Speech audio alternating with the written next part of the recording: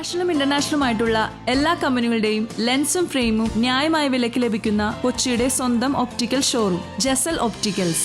Jesal opticals, opposite TB hospital, Karivelippady, Kochi. Kothamangalam KSRTC Kothamangalam യൂണിറ്റിൽ ആദ്യമായി അനുവദിച്ച ബഡ്ജറ്റ് ടൂറിസം ബസിന്റെ ഉദ്ഘാടനം നടന്നു. കോതമംഗലം KSRTC യൂണിറ്റിൽ ആദ്യമായി അനുവദിച്ച ബഡ്ജറ്റ് ടൂറിസ്റ്റ് ബസിന്റെ സർവീസ് ഉദ്ഘാടനം കോതമംഗലം MLA ആന്റണി ജോൺ നിർവഹിച്ചു. ഒരു ആധുനിക ബസ് ടെർമിനലാണ്, ഒരു ഗ്രീൻ ടെർമിനൽ എന്നുള്ള നിലയിൽ നമ്മൾ വിഭാവനം ചെയ്ത് ഏതാണ്ട് 2.25 കോടി രൂപ MLA ഫണ്ട് ചെലവഴിച്ചുകൊണ്ടാണ് അതിന്റെ നിർമ്മാണം നമ്മൾ പൂർത്തീകരിച്ചത്. ഏതാനും മാസങ്ങൾക്ക് മുൻപ് ബഹുമാനപ്പെട്ട ഗതാഗത വകുപ്പ് മന്ത്രി തന്നെ നേരിട്ടെത്തിയാണ് അതിന്റെ ഉദ്ഘാടനം അവിടെ നിർവഹിച്ചത്. അപ്പോൾ ഏതാണ്ട് 45 വർഷക്കാലത്തോളം പ്രവർത്തന പാരമ്പര്യത്തിലേക്ക് അടുക്കുന്ന നമ്മുടെ ഈ യൂണിറ്റിന്റെ ചരിത്രത്തിലെ ഏറ്റവും വലിയൊരു വികസനം സാധ്യമായ ഒരു ഘട്ടം കൂടിയാണ്.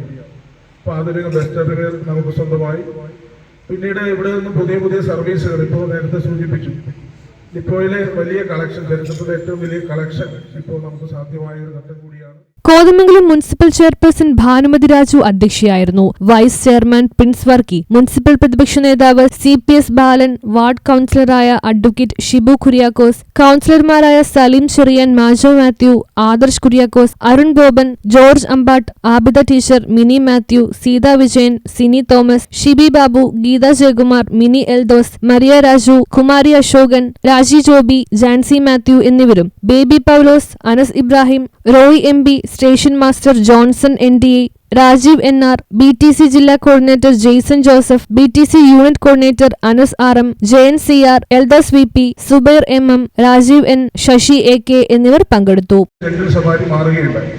അതിന്റെ തുടർച്ചയിൽ കേരളത്തിലെ പല യൂണിറ്റുകളിൽ നിന്നും ഇതുപോലുള്ള നമ്മുടെ ഈ മാതൃക പിന്തുടരുകയും ഇവിടെ നിന്ന് തന്നെ മറ്റു പല മേഖലകളിലേക്ക് നമുക്ക് സർവീസ് ആരംഭിക്കാൻ സാധിച്ചിട്ടുണ്ട്. അപ്പൊ യഥാർത്ഥത്തിൽ KSRTC ഇന്ന് വൈവിധ്യവൽക്കരണത്തിന്റെ പാതയിലാണ്. ഇന്നിപ്പോ ഘട്ടം ഘട്ടമായി നഷ്ടം കുറച്ചു കൊണ്ടുവരാൻ വേണ്ടിയിട്ടുള്ള ശ്രമത്തിലാണ്. അതോടൊപ്പം തന്നെ കൃത്യമായി ശമ്പളം കൊടുക്കാൻ കഴിയുന്ന നിലയിൽ കൃത്യമായി പെൻഷൻ ഉൾപ്പെടെ ഒരു സാമ്പത്തിക അച്ചടക്കത്തോടു കൂടി ഈ സ്ഥാപനത്തെ കൈപിടിച്ചുയർത്തുന്നതിൽ ഗവൺമെന്റും ഗതാഗത വകുപ്പും ഒക്കെ പ്രത്യേകമായ ശ്രദ്ധ കൊടുക്കുന്നുണ്ട്. അപ്പോൾ അങ്ങനെ ശ്രദ്ധ കൊടുക്കുന്ന ഒരു ഘട്ടത്തിൽ തന്നെയാണ് പൊതുസമൂഹം ആകെ.